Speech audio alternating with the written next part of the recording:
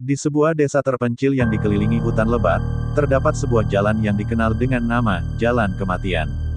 Jalan ini dihindari oleh semua penduduk desa karena banyak cerita menyeramkan yang beredar tentangnya. Jalan Kematian menghubungkan desa tersebut dengan kota terdekat, tetapi sangat jarang ada yang berani melintasinya, terutama saat malam hari. Malam itu, Rina dan teman-temannya, Andi, Budi, dan Maya, memutuskan untuk mencoba keberanian mereka dengan melewati Jalan Kematian. Mereka sudah mendengar banyak cerita seram tentang jalan itu, tapi rasa penasaran mengalahkan rasa takut mereka. Dengan berbekal senter dan tekad, mereka mulai berjalan menuju jalan yang ditakuti itu. Saat mereka memasuki Jalan Kematian, suasana mendadak berubah. Udara menjadi dingin, dan kabut tebal mulai menyelimuti sekeliling mereka. Pohon-pohon besar di sepanjang jalan terlihat seperti sosok-sosok menyeramkan dalam kegelapan. Suara hutan yang biasanya riuh dengan suara binatang malam, kini menjadi hening mencekam. Langkah kaki mereka satu-satunya suara yang terdengar. Setelah berjalan beberapa menit, mereka tiba-tiba mendengar suara langkah kaki lain di belakang mereka. Saat mereka berbalik, tidak ada siapa-siapa. Hanya kegelapan yang menyambut pandangan mereka.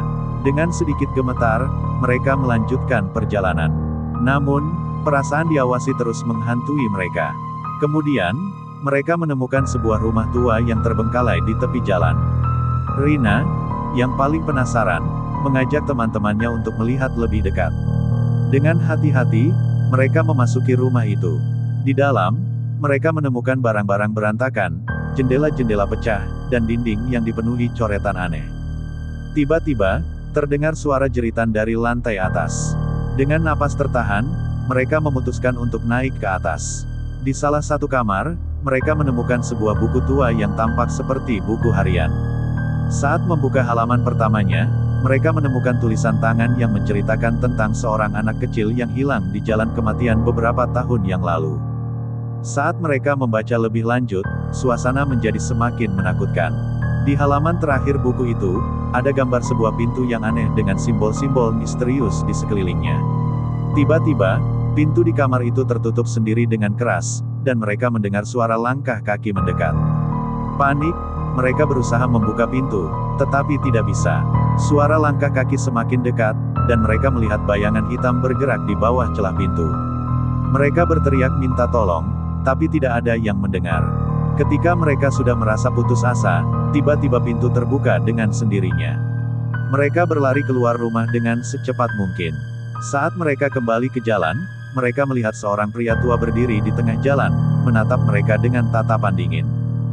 "Jangan pernah kembali ke sini," kata pria tua itu dengan suara bergetar. "Jalan ini sudah lama dikutuk. Banyak yang datang, tapi sedikit yang kembali."